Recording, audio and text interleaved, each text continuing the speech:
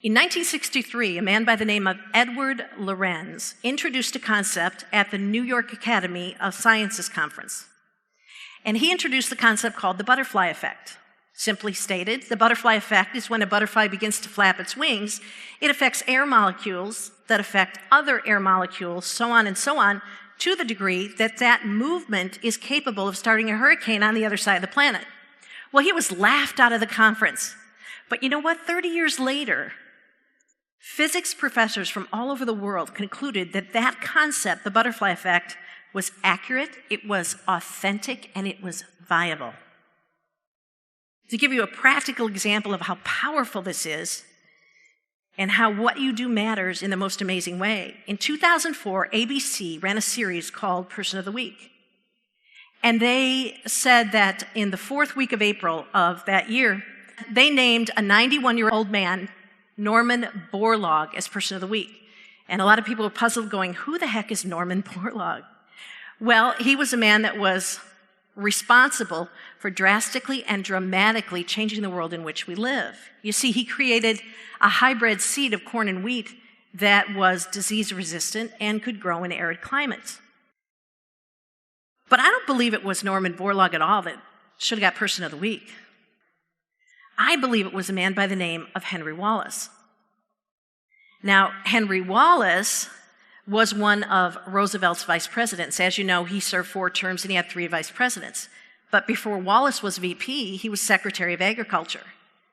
When he was elected VP, he used his power to create a station in Mexico whose sole purpose was to create a hybrid seed of corn and wheat that could grow in arid climates, where no other seed could grow before. He put in charge of that project Norman Borlaug. It was Borlaug who won the Nobel Prize, but seeing the connection, I really think it was Henry Wallace that should have won that Person of the Week, and I think it was Wallace who really saved the 2 billion lives.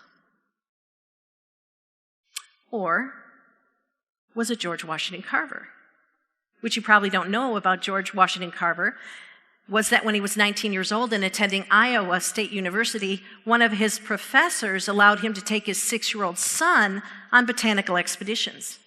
So when nobody was looking, George Washington Carver flapped his butterfly wings in the direction of little Henry Wallace, giving him a passion for agriculture.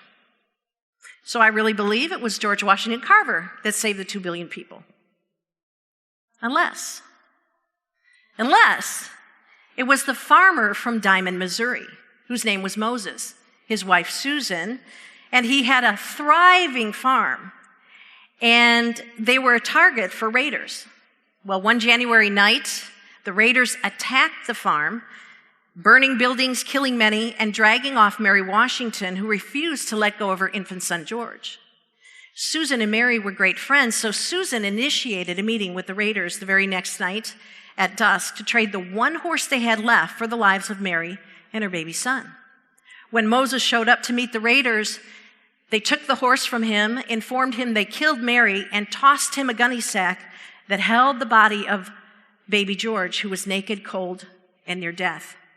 Moses immediately ripped open his jacket and put the baby close and walked a mile back to their farm, depositing the baby into the arms of his wife, Susan. That night, they decided to raise baby George as their own, giving him the name George Washington Carver.